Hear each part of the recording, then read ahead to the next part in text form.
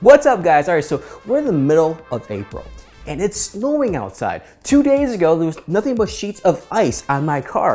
And it's like, we're in April. Where's the sun? Where's the sunflowers? Where's the hammock? I want the sun. Anyways, that's my for the week. Today, we're gonna talk about the Microsoft Book 2. Now, I did an unboxing of this last month and I said, hey, I wanna come back and do a review in a month, and that's what this is. But wait, stop. If you like my content, and you want to see more of my videos, do not forget to hit that subscribe button below so that way you don't miss any of my videos that are coming out, because I come out with videos weekly. So with that said, let's get this video started.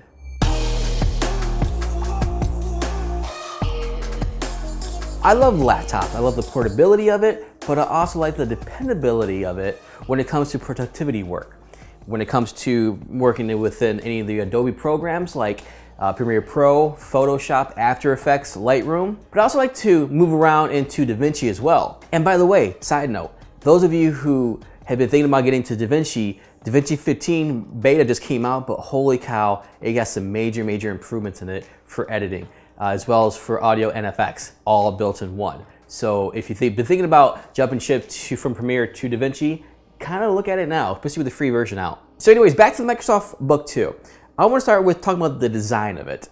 I picked up the 15-inch laptop. This has the Nvidia GTX 1060 graphics card built in, 16 gigabytes of RAM, 512 gigabytes of media storage. That is super fast. It has a 3280 by 2160 display, 3:2 aspect ratio. And again, that's more horizontal than it is vertical. But I'm going to speak later on in productivity and why that's actually more useful than a 16:9. Ports inside has a Type-C port, SD card reader. It has two 3.0 ports. It has a very good responsive touchscreen. This baby weighs in at 4.2 pounds. So any of you want to know exactly what's the weight on this, there you go. I personally love the design of this laptop. Yes, the back of it's a little thick, but I still love the fact that it detaches. You can flip it around in tablet mode, which I'm gonna go into right now, tablet mode. For creators, it's like, this is just an add-on to the laptop itself for productivity. Detaching it is no big deal. You just push a button, the light turns green,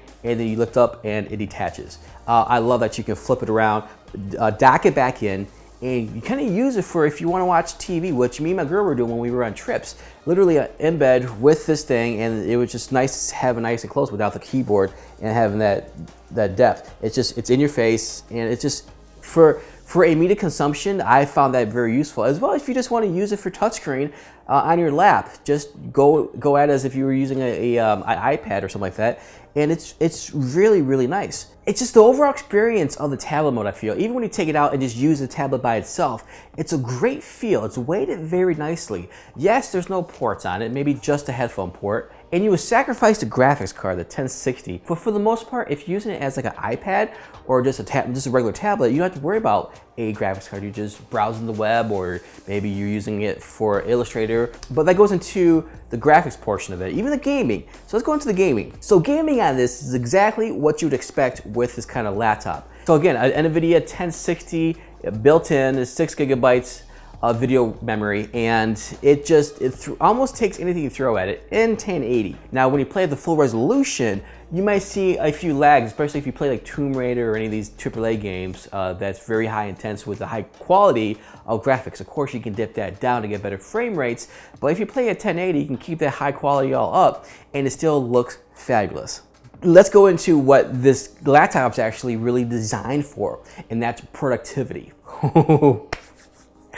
Now, this laptop takes the cake. I always judge it in how well it can edit 4K video in the timeline in Premiere Pro as well as DaVinci Resolve. And this laptop, literally, I had no hiccups, no problems at all.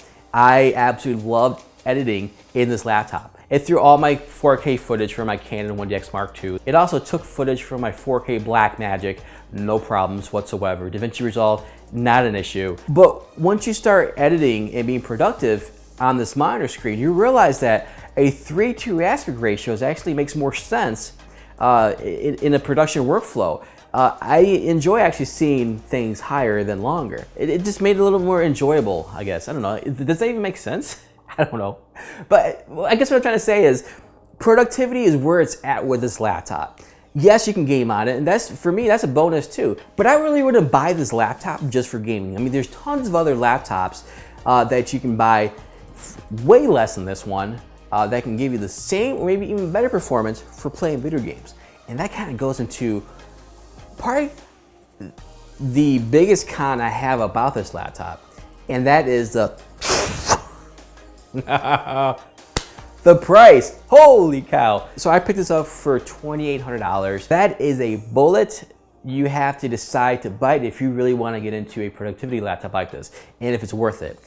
That's probably the only reason why I really wouldn't recommend this laptop, is because of the price. It is very steep. However, if you are a creator, if you are a gamer, if you like portability, if you have a tablet like an iPad Pro with a pencil, or a Microsoft Surface 4, or something where you like that creativity with the pen, this is an all-in-one laptop that can give that to you. It gives you gaming, productivity, creativity, media consumption.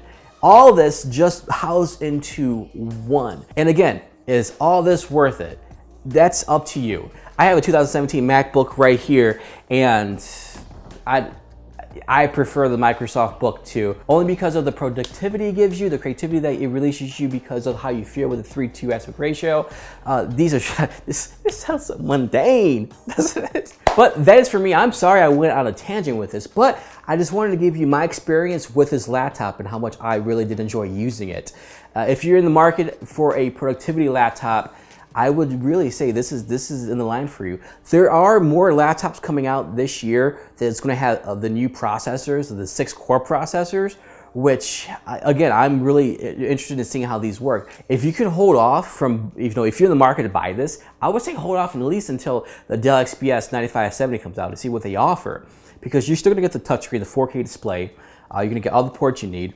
And not only that, but you're gonna get a 6-core processor. I think the graphics card will probably be a GTX 1050 Ti, but still will be good enough for gaming, but efficient enough so that way you can still be creative in your Adobe After Effects or Premiere Pro, or even your DaVinci Resolve, or whatever you're creative with. So I will be getting my hands on that when it comes out, so that we can do a review on that as well. But again, it's just for the price for the Microsoft Book 2 that kind of just pushes me away from it. So, but these are just my initial thoughts and experience with this laptop. These are my opinions and my opinions alone. I don't know why I'm putting that disclaimer up there. So let me ask you, do you like my content? Because if you do, hit that subscribe button, because I come out with videos weekly. And with that said, my friends, hit a like if you like this video, and I will see you in the next one.